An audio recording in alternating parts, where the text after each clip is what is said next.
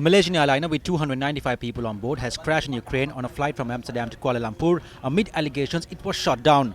A Reuters correspondent reports that dozens of bodies are scattered around what is believed to be the wreckage of the jet near the village of Grabovo. Flight MH17 had been due to enter Russian airspace when contact was lost. Both the Ukrainian government and rebels have denied shooting it down in the region close to the Russian border. An attempt made by a group of UNP parliamentarians to tour the complex of the Sapugaskanda oil refinery proved to be unsuccessful yesterday. The parliamentarians failed to enter the premises as they were obstructed by a group of protesters who gathered at the location. A group of 10 UNP parliamentarians arrived at the Sapugaskanda oil refinery in a bus to engage in an inspection tour. A large group of people, inclusive of trade union activists who were present outside the refinery, protested against the arrival of the parliamentarians.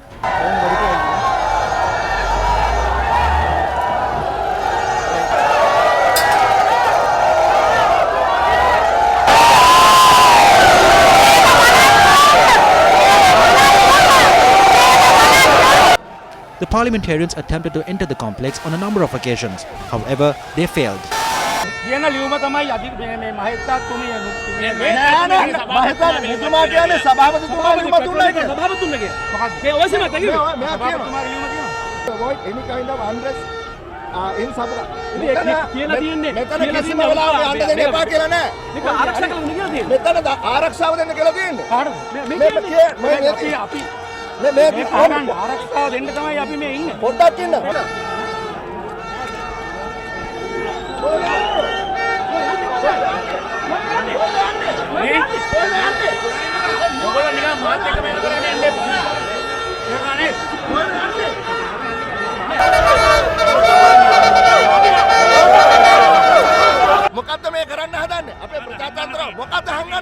What are they attempting to do?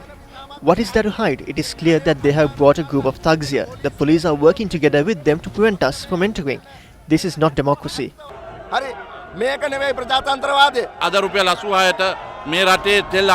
You could import oil into the country at 86 rupees. You could produce oil at a cost which is lower than that. The trade union action launched by the profession supplementary to medicine across 3 provinces will be called at 8 am today. The protesters cited 6 reasons for their trade union action. The trade union action, which commenced yesterday across 75 hospitals in the Uva, Saburagamua and northwestern provinces, concluded today. Today, the trade union action was carried out across 21 base hospitals and 62 district hospitals in the western, southern and central provinces. However, the trade union action is not in effect at the Lady Ridgeway Hospital for Children, the Castle Street Hospital for Women, the Zoisa Hospital, the Maharagama Cancer Hospital, the Ketumati Hospital in Panadura and the Specialized Children's Hospital in Peradeniya. Around 300 health workers attached to profession supplementary to medicine at the National Hospital are taking part in the trade union action, causing disruptions in services such as laboratory tests, X-ray tests and physiotherapy tests. Prescriptions were not released to patients who arrived at the clinics and OPD for treatment.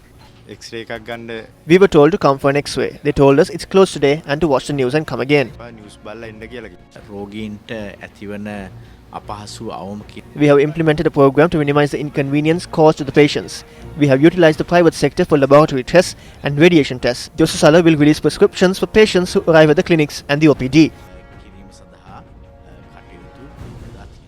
Services at the Kalubovila Hospital too were hampered as close to 200 workers attached to profession supplementary to medicine took part in the trade union action. Operations at the radiation unit and laboratories were hampered, and here too, prescriptions were not released to patients who arrived at the OPD and clinics.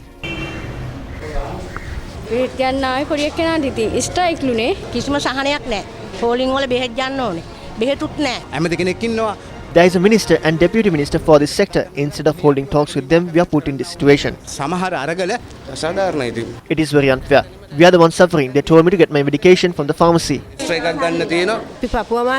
I'm a patient with chest pains. I don't even have money to buy medicine. Why are they doing this to us? The Joint Council of Profession Supplementary to Medicine said that around 250 workers at the Karapitiya Teaching Hospital are taking part in the trade union action.